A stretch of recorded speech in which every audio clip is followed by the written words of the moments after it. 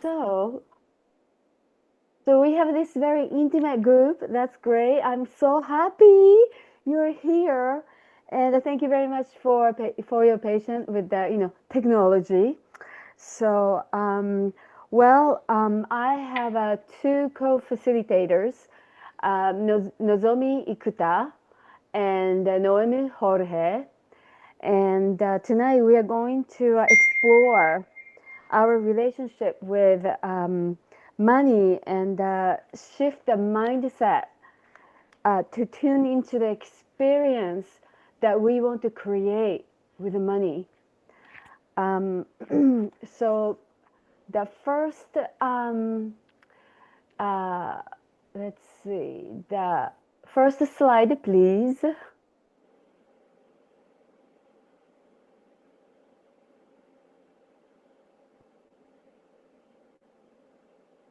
Well, maybe I should introduce myself too. So I'm Sayuri. I'm originally from Kobe, Japan, and I came here to study uh, in a college. But and then I was supposed to go home, but I decided to stay, and I'm still here. I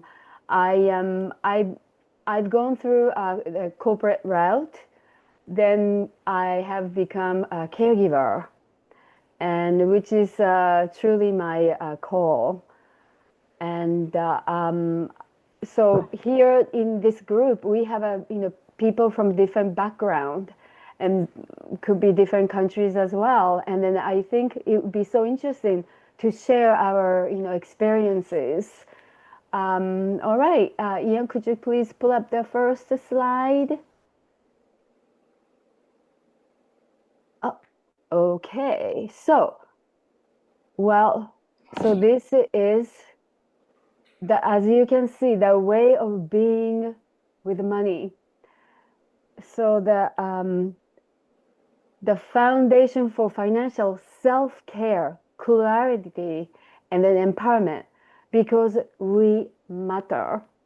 So most of us were taught to think of money as something to control, manage, or fix. But money is not neutral in our lives.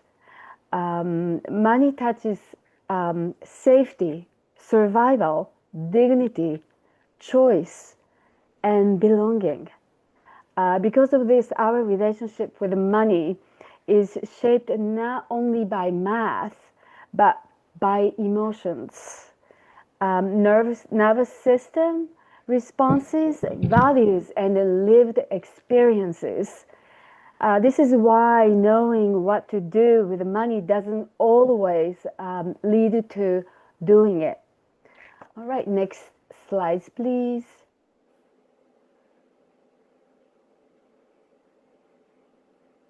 Oh, great. Okay, money is more than numbers. It's not just a tool to manage, it's a relationship to tend. Uh, Traditional finance often takes reductionist approach, focusing on structures such as income, expenses, saving, investing, debt, and returns.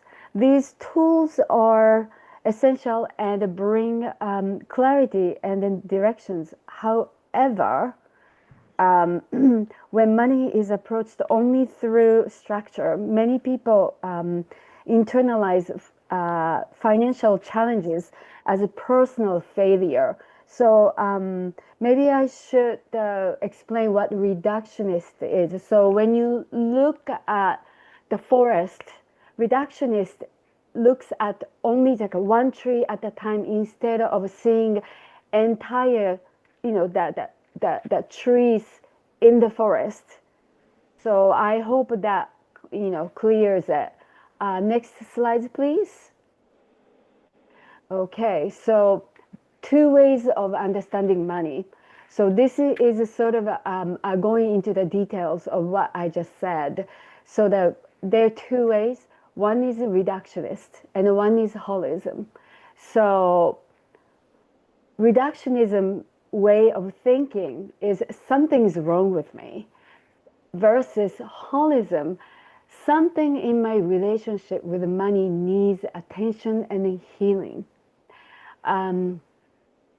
So structure provides practical tools that bring clarity and direction to our choices, and a holistic lens reframes our financial story of growth. So those two together, they cannot live without one another.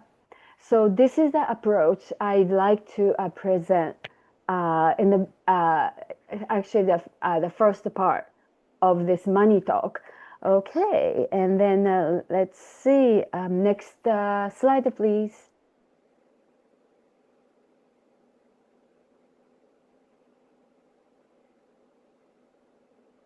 Okay, so spending is a form of communication. Every choice signals something deeper. These signals invite curiosity, not punishment. So spending is not random or irrational, although it appears that way. It is a form of communication. It's a communication actually within, like ourselves, with a communication with also this us, and then us in here. Every spending decision reflects needs, values, feelings of safety, and then learned money stories. Overspending, underspending, or avoidance are not discipline problems. They are signals. Signals invite curiosity and not punishment. So please remember this. No need to feel ashamed, or it's no need to feel, oh my goodness, what did I do? Okay, next slide, please. Okay, so money and safety. Before any strategy, ensure a sense of financial safety. It's a foundation for all healthy financial choices. For instance, nervous system does not distinguish between financial threat and physical threat. When money feels uncertain, the body moves into survival responses such as flight, freeze, or phone. These responses once helped us survive. When safety is restored, decisions slow down and planning becomes possible. I mean, because we are not regulating our emotions. Okay, and then next slide, please. All right, numbers serve me. They don't define me. This is very important to remember, because I think we are often mistaken. How we deal with money is, actually defining me, which is not true. So here, 100% data informs, use numbers to guide choices, but worth is not measured. Your value is inherent, not calculated. So the numbers are tools, not verdict. Income, balance, debt, or credit scores describe a moment in time. They do not measure intelligence, effort, or worth. When numbers are neutral, they become allies that support clarity and choices. All right, next slide, please. Money as a relationship. All right, so pressure creates resistance. Strict rules often lead to rebellion. Care creates sustainability. Nurturing leads to lasting well-being. So unlike tools, relationship responds to attention, consistency, trust, and repair. Tending a money relationship means regular check-ins, listening without a judgment, making small adjustments, and building safety before taking risk. Um, so again, it's all about regulating and then navigating our emotions. So that last slides for this segment, please. So integrated money mindset. Uh, Stop trying to dominate money. Start tending your relationship with it. Um, the, this workshop is grounded in a mindset that honors history, nervous system, and structure. Money behavior makes sense. Numbers serve us. Spending and saving are communication. Small, consistent steps build trust over time. Build trust over time. Money is information, not verdict. So we just have to stop blaming ourselves if we happen to make a mistake around the money, and then be proactive. Okay, so I'm going to something more practical. So embrace financial self-care. Um, okay. Oh, that actually, could you pull up that graphic that about how we approach the money? Yes. So I there are many financial advisors on the internet, but I personally resonate the approach by David Back.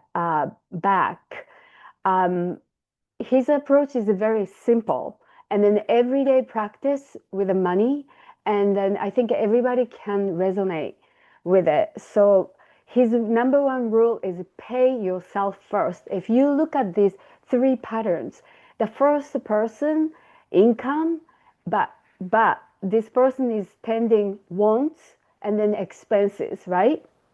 And then the middle, this person, the income comes, expenses, wants, and then investing. But the path to rich is really income, but investing. But you're paying your future self first, then expenses, and the want comes at the end. So for successful retirement as a millionaire by the end of the 50s, for some people by 55. So this is how it structures. The first 1 hour of your income goes to retirement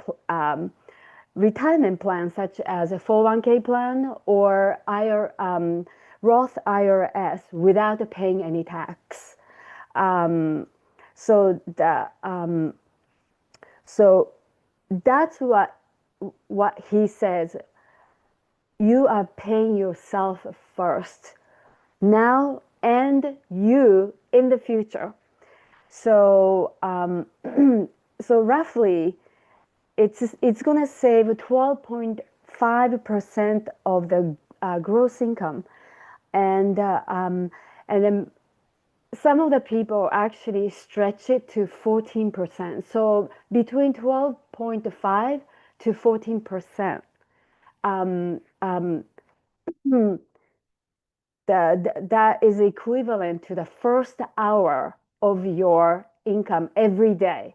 Okay, so now I'd like to introduce allocation strategy. Your intentional plan, how you distribute the money. For example, 50% living expenses, and then 20% savings, 20% investing, and then 10% such as like for joy or charity. And there's no one set goal for everyone. Each person needs to really look at the everyday finance, and then needs, I think, a little bit of experience to find a sweet spot. And so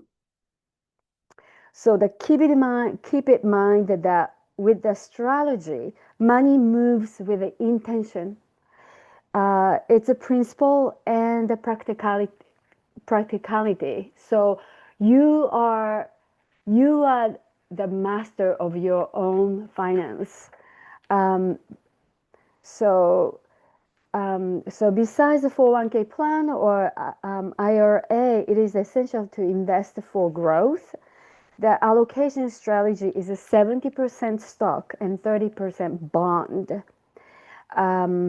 So I will explain like how I do with the stock. I will explain to you little bit later. But or okay, I'm actually let me okay, I'm gonna just dive into this stock part because I think it's very important, especially now these days, because this country, especially US, I mean all other countries as well, but US is designed for investors to grow money. And the rest, if you're not investor, you are not left behind. And going forward for the future of our community, our country, no one is left behind. And that's why I encourage everyone to be interested in investing money. And then you don't have to have those big time Wall Street firm to do this. For instance, I have my own personal brokerage account with Charles Schwab. There are many companies like Acorn, for instance. I think this is the easiest way to get into investment, by oneself.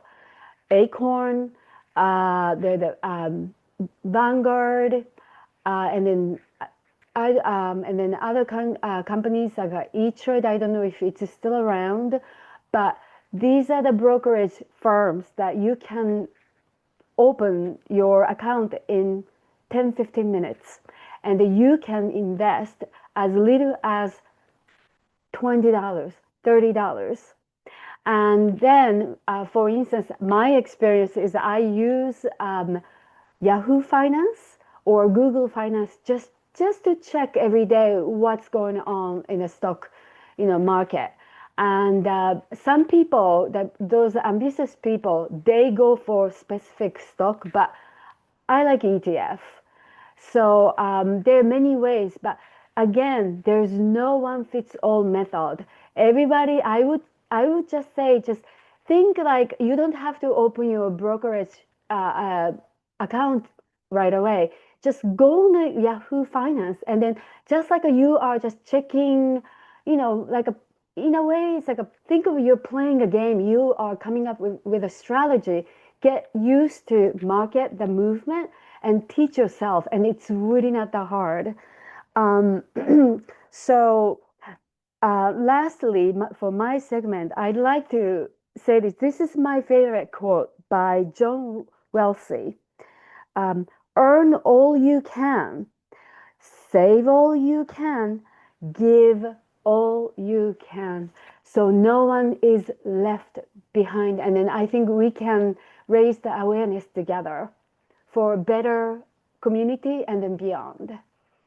All right, so I'd like Nozomi to take over this for very valuable experience and knowledge she has.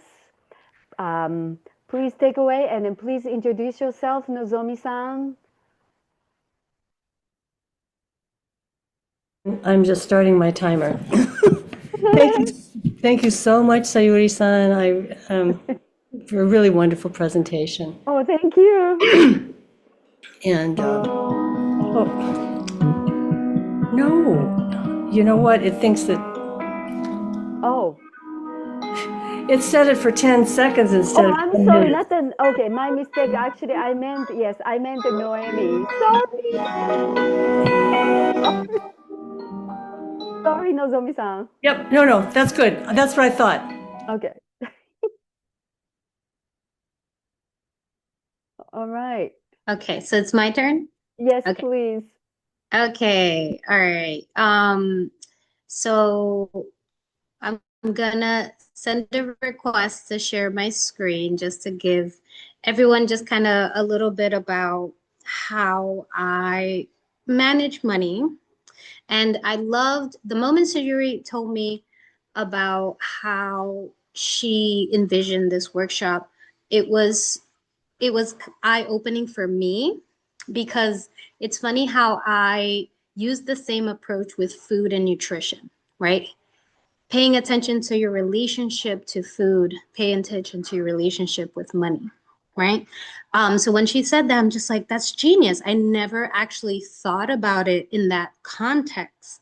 And so when I started putting those pieces together, I realized, oh, this makes so much sense. And it is kind of an approach of um, how I relate to money.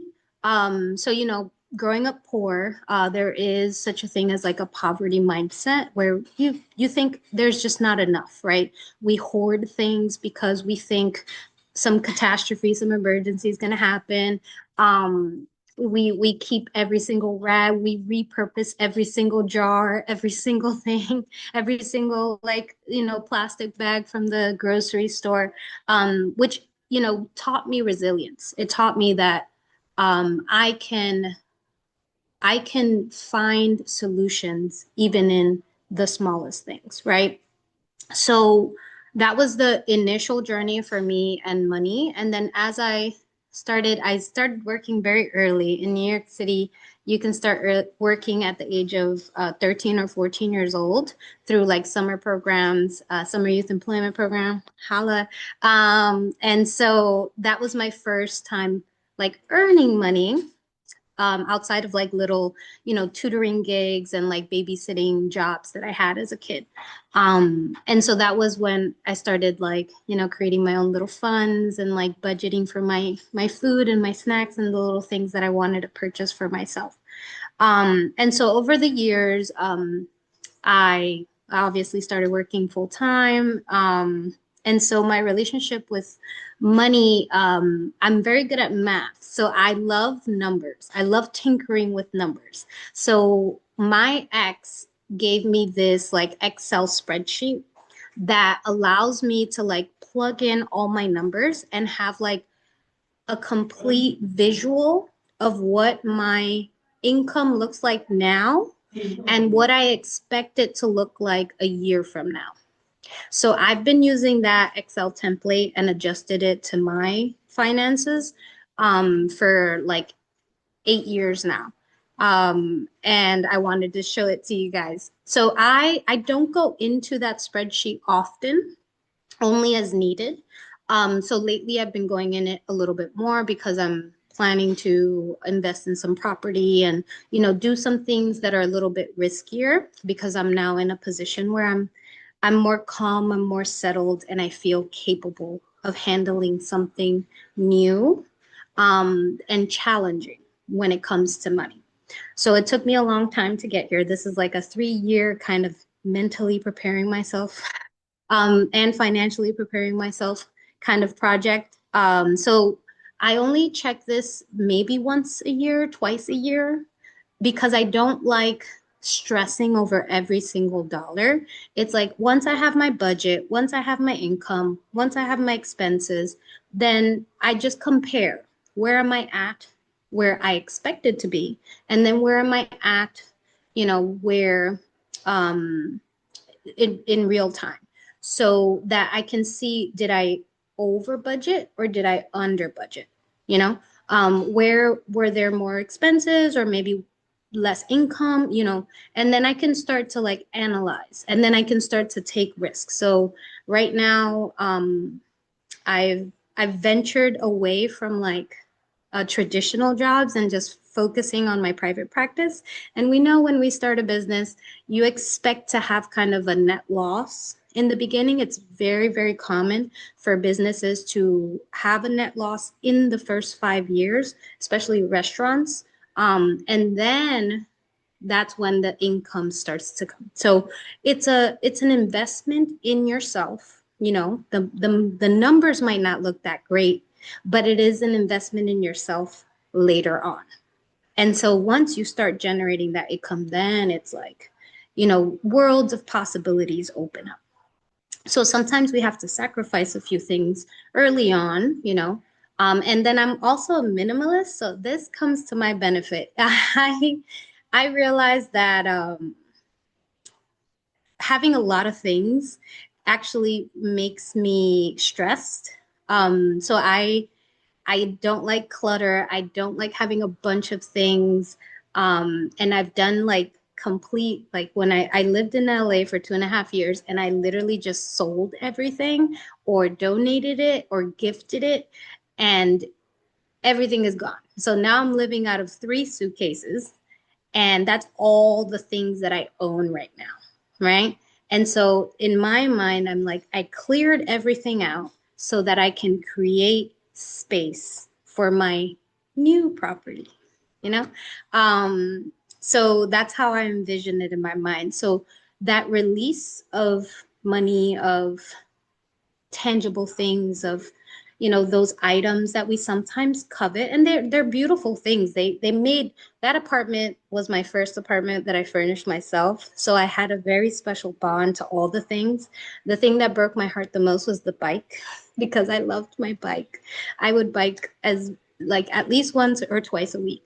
And I felt like a kid again. So those are the types of relationships that I have with items, is like, what kind of joy does it bring me? What does it offer me? What memory is it tied to? And so now I feel like I have a healthier relationship with money, where I'm just like, Nozomi's presentation made me think about, oh, how much am I donating? And so I realized that in the last year, I've donated the most I've ever donated in my life, even though I wasn't making as much. So I realized that my relationship with money has also kind of been released so that I live in abundance and not scarcity. And so once I started living and just like relating to money that way, it feels more intuitive with who I am, because I do the same thing with food. I'm very neutral about food. All food can be included. Everyone's culture can have healthy, wonderful, delicious foods that can be part of your diet all the time. And then you have those, fun foods that don't offer as much nutrition, but they taste really good and you really enjoy them. And you can have those in moderation as well, along with those healthy foods. So it's the same thing with money. We all have our things, right? My biggest budget is travel. That's where I spend most of my money. Not some people like clothes, some people like shoes, some people like, other things that they like to spend money on. Everyone has their thing, right? Whatever makes you feel joy, whatever makes you feel passion, whatever makes you feel, comfortable, that's on everyone. For me, it's travel for sure, 100%, and experiences. So that I'd rather, spend the money to like experience a game with someone than like, sometimes going to a restaurant or, so it's just like finding what you like and what you value and what you're willing to give more of your money and your time to. So it's similar relationships to food. It's like, do I want to invest in more cooking, or do I want to invest in like a pre-made meal plan where it just comes to my house, or do I want to, actually spend the time to cook and, learn recipes? So we all have to kind of find what works in this moment, and then understand that we can pivot. It's never going to look the same because we go through so many phases as human beings. I personally believe that on a cellular level, we change. Every single cell in your body has been released after 7 years. So after 7 years, there's not a single cell in your body that was there 7 years ago. It's been gone. So we change on a cellular level every 7 years. So it makes sense that our diet needs to change, our finances need to change, and our mindset needs to change and evolve with whatever situation you're currently in. So that's been kind of my philosophy in life, is like adaptation, assimilate, leave room for growth and curiosity, and enjoy it. Enjoy it as much as you can, right? And accept every phase. Don't fight it, but let it flow. Because we go through these phases, and sometimes when we resist it, we actually stay stuck there a little bit longer than we anticipated. So allowing those emotions to flow. So yeah, so that's my relationship. And then I do have the Excel spreadsheet if you want me to show it to you. It's a bunch of numbers. So I don't know. I don't know if anyone cares to actually see it. But any of the math teachers, I see Leilani like, yes, yes, yes. I will share it with anybody. Because it was gifted to me. And so I love gifting it to other people who want to like plug in numbers. And then, like I said, you can look at it. Some people like to look at it every month. I do it 2 or 3 times a year, and I'm good. So. Oh, wow. Well, thank you so much, Noemi. The thing you said, you are investing in yourself. And actually, there's a very famous quote by Warren Buffett. The most important investment you make is in yourself. And also, congratulations that now you're going to have home equity. Yay! That's wonderful. So you're on a very good path. Well, thank you very much for sharing. And all right. So next, Nozomi-san, お願いします。All right. Well, thank you again, everybody, for tuning in. And there'll be a little bit of recap or repeat from the last time. So sorry about that. But so my name's Nozomi, and I want to tell you about 3 pivotal events with money that happened for me. One, we moved from a home in an inner ring suburb, a functional 3-bedroom home that worked for us.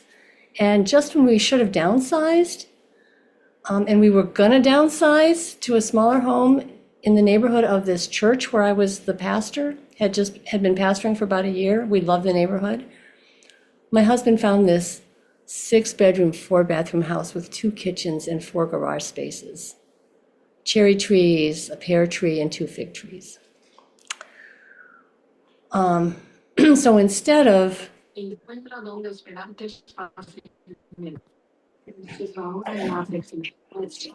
Comadre. I already spoke to her. yeah, But she's calling me. okay. So instead of having like extra money from going from a bigger house to a smaller house, we still had a mortgage. Oh well. And we thought we did set some aside. During my phone call. She's in class. I'm in class. Angie, have you heard of that Kennedy thing? Angie, can you mute? Thank you. So we did set aside $50,000. So we thought, we'd never had a nest egg before. We were always paycheck to paycheck. So we thought, cool, this is really cool. And then we had the opportunity to buy a bike shop. My husband loves bikes. So we could buy the building for 20 grand. Amazing, right? A storefront, even in Cleveland. It took another 25 grand to fix up. And, $5,000 to start the business for inventory and. So how's your math, guys? How much of that 50,000 did we have left? So those were two risks that we took. And then at the church, we got code violations, and it was going to cost us like $100,000 to fix the parapets that are on top by the roof. And we thought, nah, we can't do that. What are they going to do? Put us in jail? I mean, we don't have $100,000. But it turns out the city can fine you $5,000 a day. And we were out of compliance for 180 days. How's your math? That's $900,000. So we had a choice of dealing with a $900,000 fine, or the city says, but if you fix it, we'll forgive your fine. We'll forgive the penalty. So then all we had to do was raise $100,000. And now $100,000 was sounding like really good, right? Like completely doable compared to the $900,000. And so we put it out there and started asking for money. And people didn't really want to give like that. By then, James and I my husband and I actually had 10 grand that we could put in. We couldn't do the whole 100,000, but by the grace of God, we were in a position to put in 10 grand. And once we did that, the money started flowing in. This was at a church that had 20 people, rarely had more than 20 people in worship. And most of them were urban people who were struggling. Poor black, poor brown, poor white. I mean, we rarely had 20 grand in the bank, rarely. My bishop type guy said, if you don't have 20 grand, you might as well start making plans to close. But we renovated the building, repaired the kitchen, renovated the kitchen, put in new flooring in the social hall, put in 2 new forced air heaters so we didn't have to run the boiler so much, put in a handicap ramp, renovated the gym. All of these things, and fixed the parapets. It makes no sense. There's no earthly explanation for how that happened. I mean, the numbers came in and I was tracking them. My math isn't bad, but it did not make sense. Miracle is the only explanation. And by the way, you know, when we bought that house, we were thinking it could be a community resource. And we were kind of thinking, well, I have four elders who are all over 80, and maybe one of them would need to land. Do you know that all 4 of them spent their last days in that house? We kept elders out of nursing homes for like a total of, if you count it all up, 18 years. So to me, the lesson is, if you take the risk is in alignment with purpose, there you have it. Okay, Ian, could I have some slides?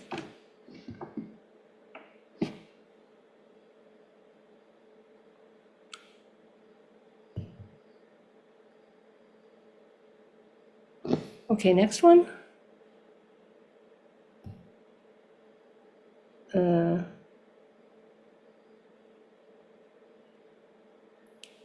All right, next one.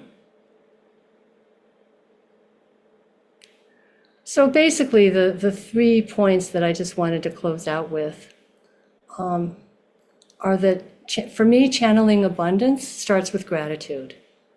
And those of us who were on a Zoom together last night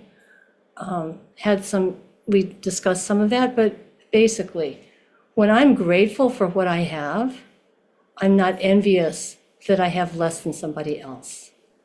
In a capitalist system, I believe our system tells us that encourages envy, right? So to me, gratitude is like a foundational protection against those voices that tell us we're not enough because we don't have enough and that type of thing. So gratitude. Next slide.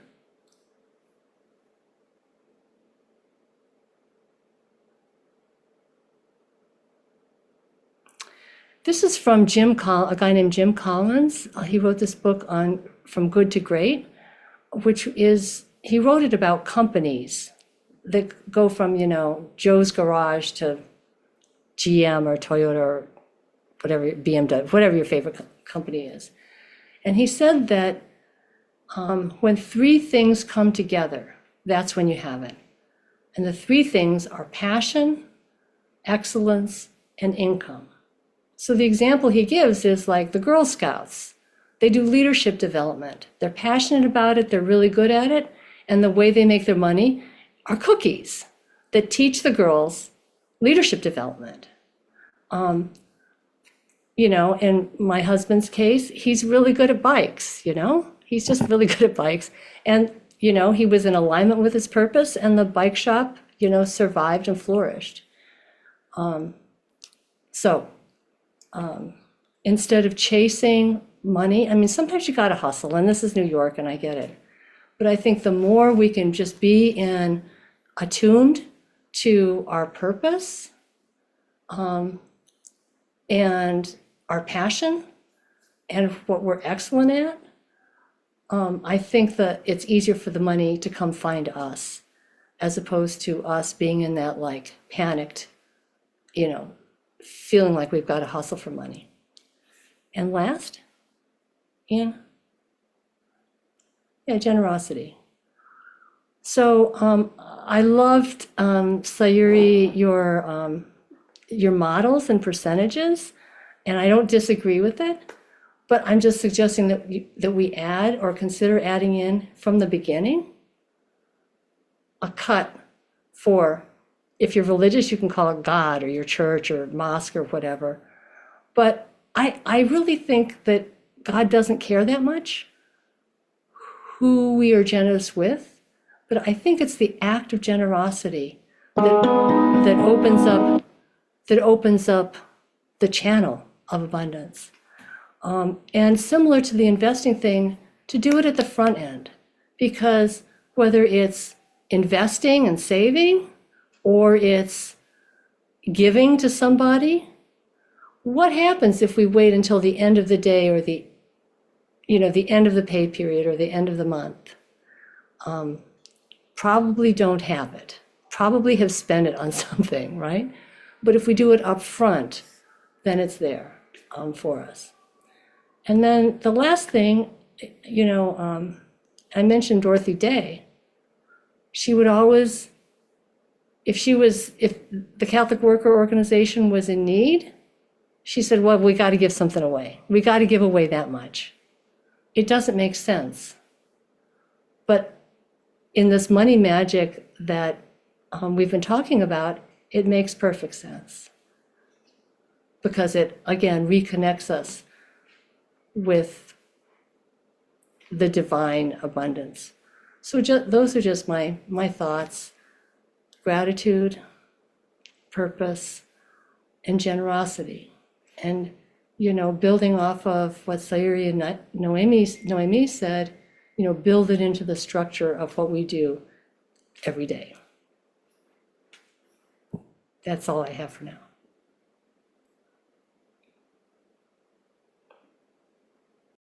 Well, thank you very much, both of you. Each of you brought something very valuable and then also eye-opener.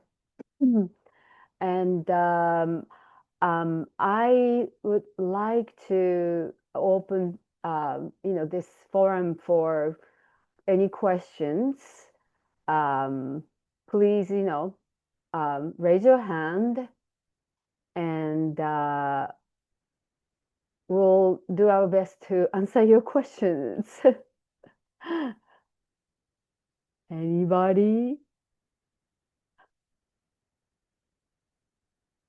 Ooh, delight, you are in the universe. Well, I have a question for you, Sayuri. okay, hope I have an answer. Go for it. This is specifically regarding your presentation. Uh-huh. I had never heard of the concept of reductionism. Mm-hmm. So that was very interesting and new for me. And I'm so curious because Dalva actually brought up a point in the chat. She asked, like, is that like scarcity? And to me, in my mind, I think of scarcity as pointing to something outside of you that is to blame for you not having. And the way you describe reductionism is that you point to yourself and say something is wrong with me. But does reductionism also include pointing outside of yourself? Or is that something completely different? Well, reductionism, it's not looking at our like emotional experience with it. Mm-hmm. And I think it's very different with, each person, especially because we all have a different backgrounds, right? And like I said, learned experience. Mm-hmm. That's a very tricky part. Like as Noemi said, oh, I had this poverty consciousness Mm-hmm. earlier, and then so did I, because of the my parents' background. Mm-hmm. So I think inside or outside, it really doesn't matter. I don't know if I'm making sense. Just most important thing is to recognize it Okay. and Okay. then shift. It's Okay. it's like you are on a boat and then you Okay. have that. I don't know how you call this. The English name for this. Steering wheel. Okay, thank you. Yeah. Okay. So I'm asking this clarifying question just so I can try to fully. You muted, Nicole. You muted yourself. Oopsie. Thank you. um, I'm just trying to get a clear understanding of this concept that's very new for me. So is reductionism more Uh-huh. like you take that concept of holistic thinking and reduce it to something that's not serving you? Is that what the concept of reductionism is? Okay, so in this case, reduction is you're only looking at the numbers like income, Mm-hmm. debt, Okay. expenses, blah, blah, blah. But because we are all humans, the holism brings how we are actually connecting to this income, for instance. Okay. Are we just looking at just a number or what makes us feel with income? So we Okay. are using this very holistic approach. Does it Okay. make sense? That makes more sense now. Yeah, thank you. Okay. Oh, thank you. And thank you, Noemi, for that definition in the chat too. We got Jasmine. Hey, thank you for the pieces that each of you shared. And thank you, Noemi, for sharing that spreadsheet, which is super, super helpful. I'm excited to use that tool as well. I just was going to say to Sayuri, one, excellent job. And number two, the some of the um, investment accounts or companies that you listed off of like Vanguard and Charles Schwab and all of those. Right. Do you have a list of those and do you have recommendations based on your own experience as to which ones would better suit Y- yeah. yes. I actually asked around, and I asked a couple of friends, including Joe Rivera, because he's a former financial guy, and then also I have like a money mentor, and I also did some research, and then the reason why I decided on Charles Schwab was because they have like a free as a complimentary they offer like how to invest, like how to do like a know-how uh, material that's available as a complement on their website. So that's, and then also, like I said, that's my personal experience because I also often hear, Acorn is wonderful. Uh, So I think it's also the marketing of an acorn. It sounds kind of cool and approachable. So I would say just explore and then do own research. And I think bottom line, they're all good. And then really as a beginner, they're almost the same. Yeah, I was just, yeah, thank you Mhm. for that. I Yeah. have, I've used Vanguard, but I'm also curious, Oh multiple yeah, accounts and I such. hear a good But thing yeah, about the Vanguard. Yes. yeah. Mhm. Thank you. I appreciate that. Oh, of course. Thank you. Tamara,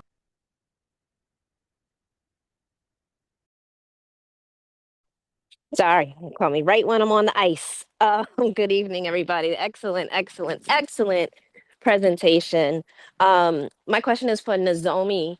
Um, so you talked about the church, the bicycle shop, and I believe one other item, but I was just curious to know, did you end up keeping it?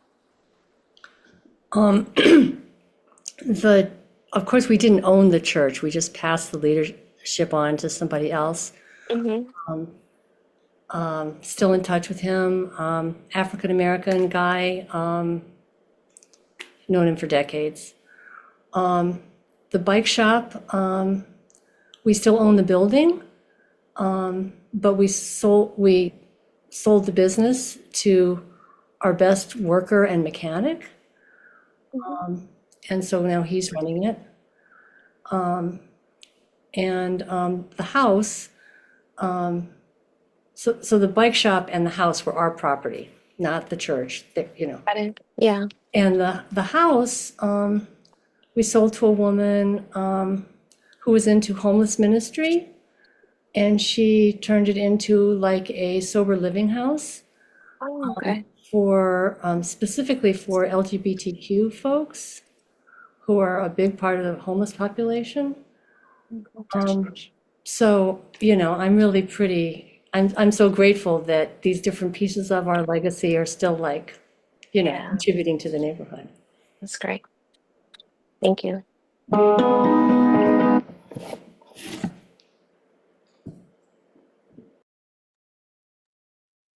Any I other questions?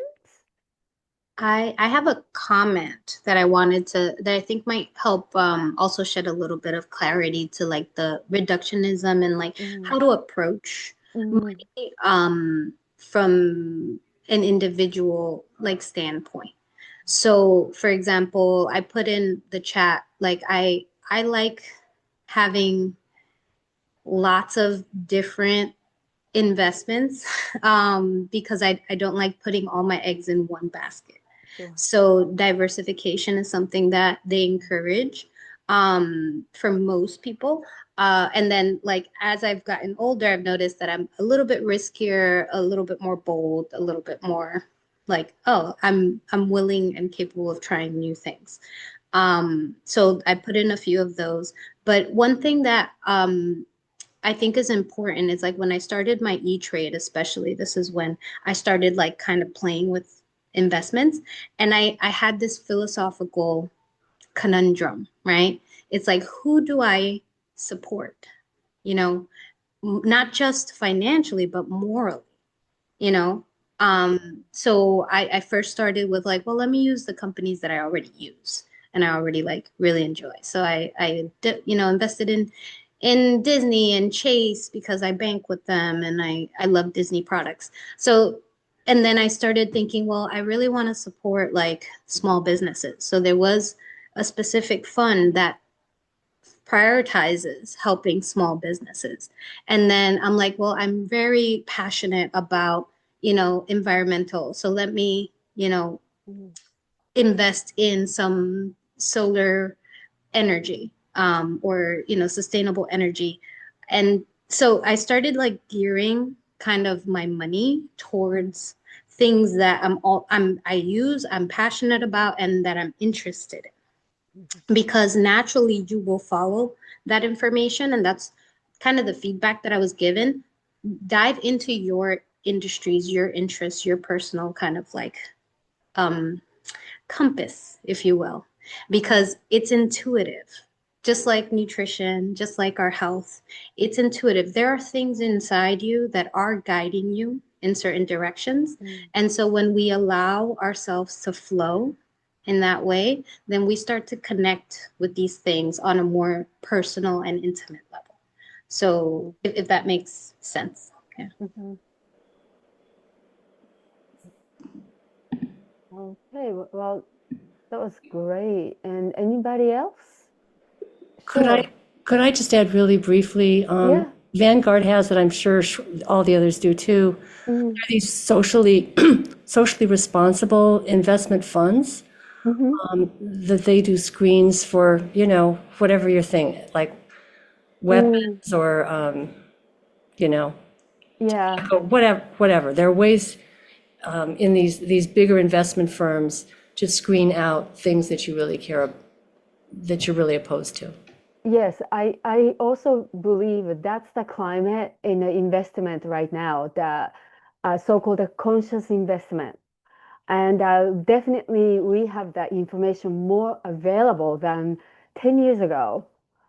So it's a really, that's a freedom for us to choose. And I'm really glad that, it's really changing. It has become accessible for everyone. And then, especially, I'm very big on teaching the teenagers about the money. It's so important because I never had that education when I was growing up.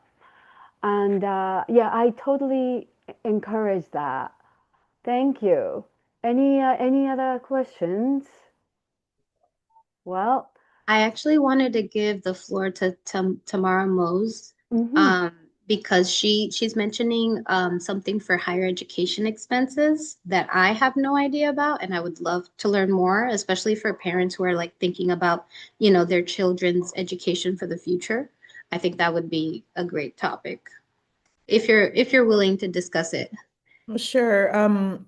Every state has a 529 that you can invest money in for higher education. You can use it for a lot of different accredited colleges. You can use it for grad school, anything you want. And what's beautiful about it is that you get a tax break. I believe it's $5,000 a year for a single person, 10,000 if you're married. You can also dictate what risk level you want. I'm very conservative. So I did risky when the kids were really young. And then as the kids got older, I went more and more conservative so that I wouldn't lose the principal and whatever else I had made. But it's a great opportunity to get the little tax break every year. For some people, that's a big tax break. And then it's also a great way just to save for educational expenses long term, especially if you know you're going to go to grad school or you are having children or anything like that. The other beautiful thing about it is that it's transferable. So, for instance, I had one for my two older kids and I was able to transfer money from one kid to the other kid's account because their college happened to be more expensive that particular year. And so you can transfer the money over to other people as they need it, or somebody completely different outside of your family. You can transfer it to anyone. The other thing that allows you to do is get a gift code that you can send out to grandparents or other family members who are like, I don't know what to get you for Christmas. Well, hey, throw that 50 bucks into my account, right? And let it invest so that you can have some more money. It is very conservative, I would say. It's not really risky, but you can do the riskiest part of it if you want in order to make some money. But it is pretty conservative because it is for higher education expenses. And it's good for a lot of different types of schools, not just your regular types of colleges. Anything that's accredited, they will give you money. You can use it for groceries, you can use it for housing, you can use it for clothing, you can use it for books, tuition, whatever. So it's a another additional pot that you can put money in to get the tax break. I hope that helps. Absolutely. I love any incentive to like reduce our tax burden, right? No, you cannot My buy a home. Sorry, Elizabeth just said, can you buy a home for housing? No, you can't. You can't do that. I have a question too. Can you put whatever you want in it? Like, could I put Bitcoin in it? I I just got no. Okay, okay, I don't know. I don't think so. I think it's just the three tiers, right? So there's conservative, moderate, and risky. got you. So you Okay, would have to look under the risky one to see what it is that it has. I doubt it has Bitcoin, okay, because that's not usually conservative at all. Mm. So I mean you can check though and see each one is probably different. So I would check state by state. got you. Okay, thank you. Also, in terms of a 529, doesn't it have to be tied to us? Can you explain it? Does you have to have a child with a social security number that it needs to be set up under, or no? I forgot. Or I you. missed what It could part be of it it. could be under your name. It could be under Okay. anybody's name. And then once you decide to have children, like say 10 years down the road, you decide to have children, you can put it in their Mhm. name. Oh, perfect. Thank Mhm. Keisha asked a really good question. What if the child decides they don't want to go to college? So you will get taxed on it like you would any other investment that you take out prior to its maturity. So you will get taxed on it. And I've known people who have done that where kid grew up, they were an artist, they had no interest in going to college. And so I can't remember the large number. Is it 500,000 that you can save in a 529? I can't remember what the big number is, but they ended up taking it out with the penalty. They still ended up with 300,000. That was their down payment on a condo so that they could live their best life. So, there are limits. There's a limit to how much you can put in every year. I want to say it's 18,000. Is it 18,000 a year? I can't remember. Every state is different though. So there's a certain amount you can put in every year, and then there is a certain amount you can put in total. And so from that total, say you reached your 500,000, you would get penalized whatever the taxes are on that, and then you could use that money for whatever.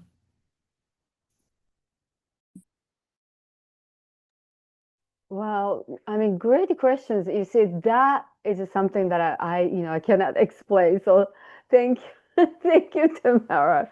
Um, Anyone else has a question? I see Keisha asked, the difference between Vanguard, Fidelity, and the Charles Schwab. I would say they're all good, but just check each one, do your own research, and then see which one you resonate most.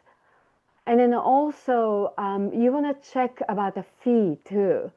What involves what kind of fee? That's very important because when you take out, you want the most. So yeah, they're all also safe. But the end of the day, you're the one deciding, how you're diversifying your money. It's all up to you.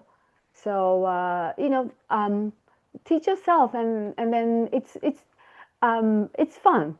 It's enjoyable. I mean, for me, just looking at it. So, any other questions? And that was really wonderful. And thank you so much. And then I hope um, you you have takeaway for tonight, and I hope you will share that with your friends or family, and start a conversation, and then you know that will become the awareness, and that awareness creates that like a ripple effect, like I said in the beginning, and throughout your our community, because no one is left behind. Yes, Yes, yes. And I wanted to add one more thing for those. sure.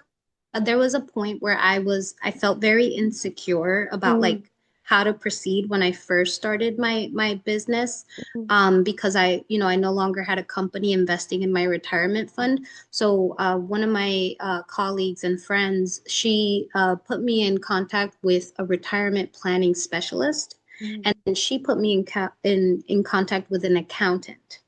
And so just working with those two ladies has been really informative for me, and also gives me a little bit of confidence knowing that I have someone who does this for a living who has kind of mm, my best interest, because if I win, they win. They mm. get paid based on how I do. So sometimes it's okay to ask for help, right? It's okay Right. to find additional resources, especially if you're really feeling a lot of anxiety and stress around, because it's a lot to navigate. That's why everyone needs a doctor, everyone needs a dietitian, everyone needs a lawyer in the family, and everyone needs an accountant in the family for sure. These are like necessities because they're each very, very difficult to navigate, especially as your investments get more complicated.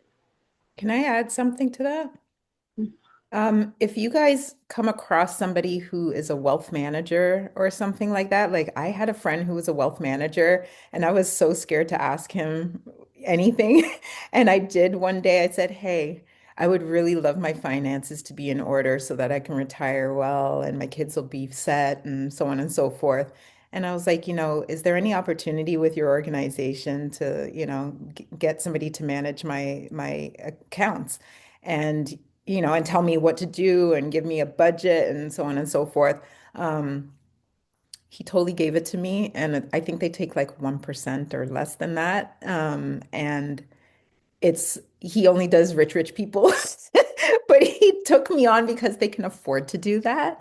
So please, if you know somebody who's a wealth manager or you happen to meet somebody who's a wealth manager, just ask them, let them know you're interested in doing this for your family.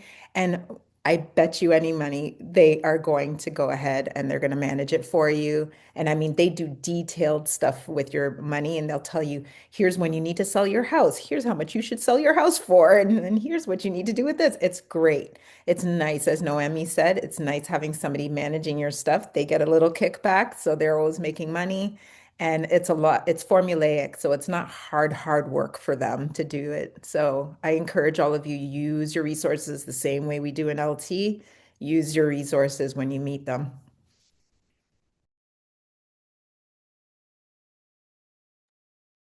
All right. Well, thank you very much for all of you. It was a very interesting and then also enjoyable conversation around the money because money used to make me so nervous.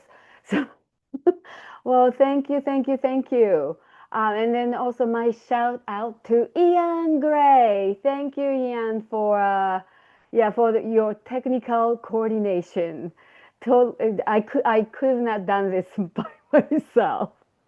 All right. Well, anything else? I think that was good. Well, thank you so much for showing up for this wonderful gathering.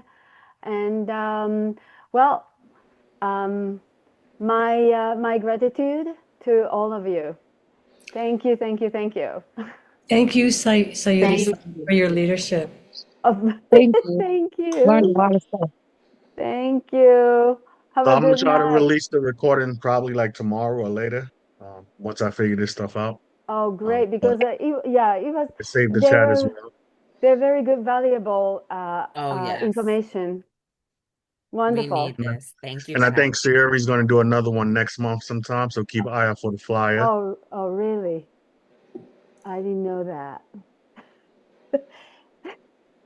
Well, now I have all these connections. I have many guests. So Good job, Ian. Good job. Mm-hmm. oh, thank you. Have a wonderful night. And Good then, night. Thank Thank yeah, you you. good so night. much. Good night. Thank Thank Grand you. you. blessings. Thank Have a you great Thank you, very night. much. Sayuri.